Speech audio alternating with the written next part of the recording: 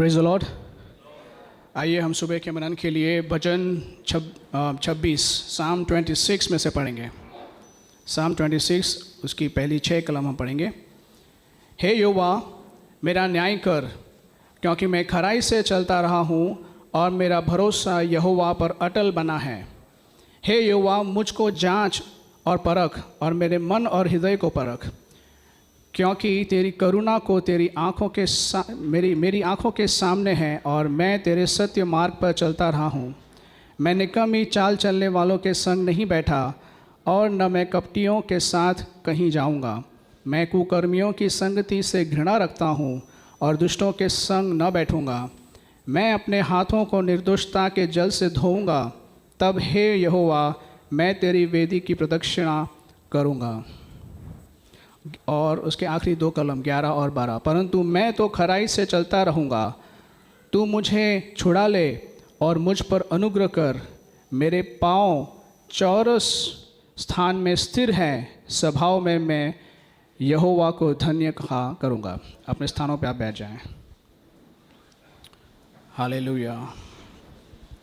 भजन 26 दाऊद का लिखा हुआ भजन है और इस भजन को जब हम पढ़ते हैं तो हमें पता चलता है दाऊद परमेश्वर से प्रार्थना कर रहा है और परमेश्वर से कह रहा है, प्रभु तू मुझे जांच, तू मुझे परख।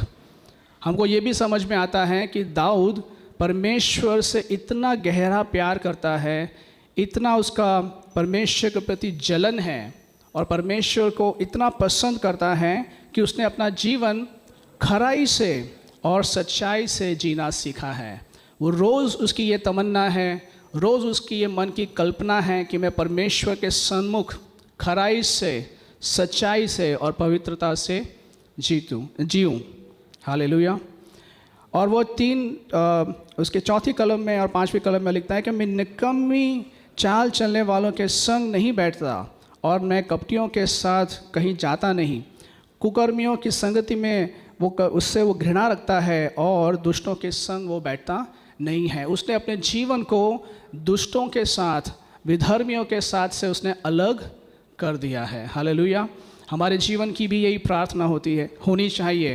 This should encourage us.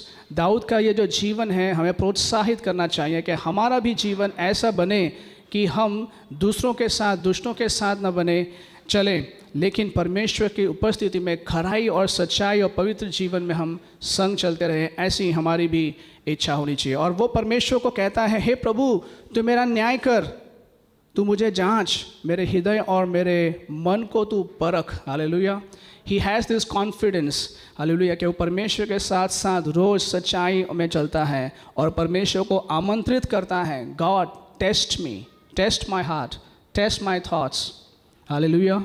This should be the prayer of our hearts. Hallelujah. कि परमेश्वर मैं तेरे साथ ऐसे चलूं कि परमेश्वर मैं अपने आप को तेरे सन्मुख दिखाऊं कि तू परखे मैं कहाँ कर रहा हूँ, मैं कहाँ कर रहा हूँ, तेरी बात को, तेरी आज्ञाओं में मैं अपने जीवन में सही तरह से उसको इम्प्लीमेंट कर सकूँ।